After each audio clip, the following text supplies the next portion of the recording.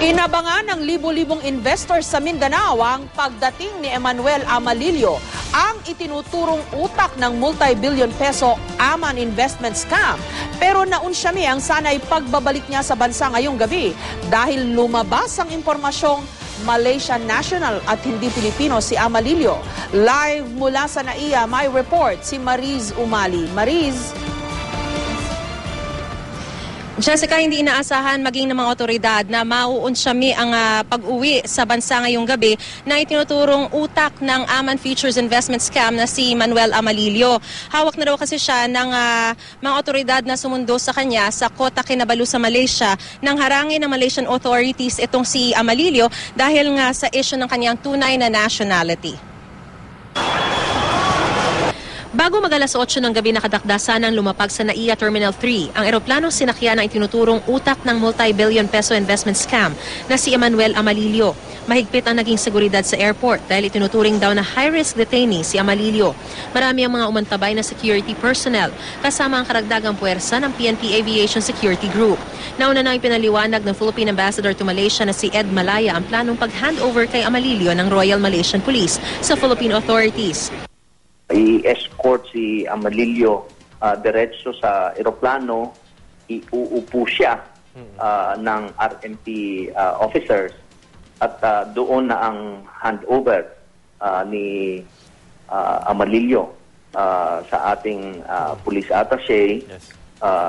Siyempre po ay nakaposasyon. So, 8 po silang escort ni Amalillo na magdadala sa kanya sa Pilipinas.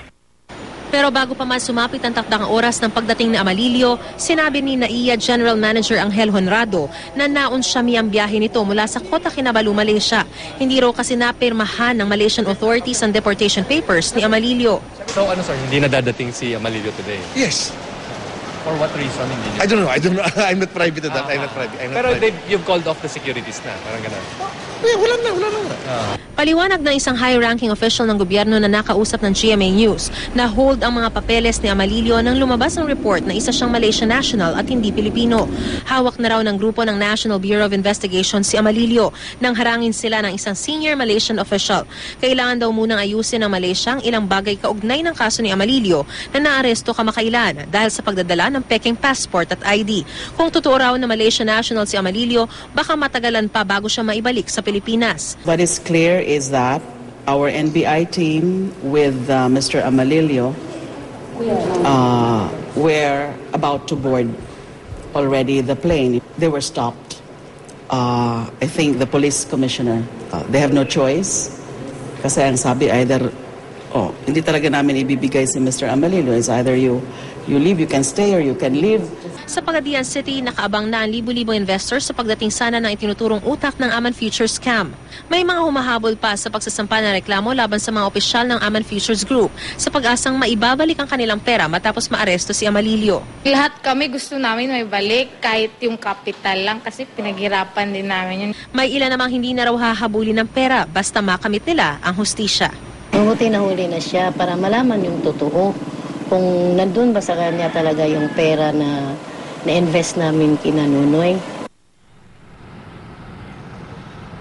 Jessica, ang sabi sa atin ng mga otoridad na ating nakausap ay posibleng sa loob ng 2 hanggang 3 araw ay makabalik na sa bansa itong si Amalillo kapag makumpleto na ang kanyang deportation papers. Ang problema, Jessica, ay kung mapatunayan na siya ay isang Malaysian national ay posibleng matagalan o lumabo kung kailan siya makakabalik dito sa bansa o yung posibilidad na kung maibabalik pa talaga siya dito sa bansa para panagutan ang kanyang mga kasalanan. Jessica? Okay. Maris, sa pagkakaintindi ko, nahuli ito dahil peke yung kanyang pasaporte nung una, di ba? Dahil may Malaysian passport siya pero peke. So, ano yun, nagkamali sila? Ganun ba yun?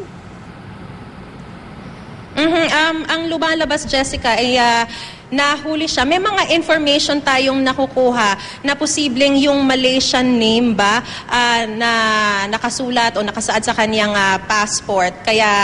Kaya kumbaga parang nahuli na peke itong kanyang pasaporte at kanyang ID. Pero hindi pa gaanong malinaw yung mga detalye kaugnay dun sa kanyang pagkakaaresto maliban dun sa impormasyon na ibinigay sa atin na peke yung kanyang ID at pasaporte kaya siya nahuli. Ang lumalabas ngayon, Jessica, ay bago siya tuluyang makabalik dito sa Pilipinas, ay ni-raise ng kanyang kampo yung nationality issue. Kaya nung may posibilidad na Malaysian national itong si Amalilio, doon lamang talagang tinignan yung mga papeles at doon natagalan yung pagpirma sa kanyang deportation papers dahil kailangan pa raw ayusin kung talaga bang Malaysian national ito o hindi. Okay, kasi naalala ko si Secretary De Lima mismo ng ating Department of Justice ang nag-anunsyo nito and she sounded very sure at that time. Yes, Jessica, ang sinasabi talaga ng Department of Justice na si Secretary Laila De Lima na talagang Pilipino siya, kaya kailangan siyang ma-deport dito sa bansa. Ang lumalabas ngayon, ni-raise nga nitong kampo ni Amalilio na Malaysian national siya. Pero ang problema sa ngayon na Jessica, parang nabigla rin kasi yung mga officials na naroon na sumundo sa kanya. Kabilang na dyan yung police attaché, pati yung mga NBI agents na sumundo sa kanya na hawak-hawak na nila pero hinarang pa dahil nga sa usaping ito. Kung totoong Malaysian national siya o kung totoong Pilipino siya, yun yung kailangan nating abangan dahil hanggang sa ngayon, sinasabi nga sa atin ng mga kausap pa rin natin na sources, hawak siya ng mga Philippine authorities. Ang kaso, hindi pinipirmahan pa sa ngayon ang deportation papers. Jessica? Maraming salamat, Mariz Umali.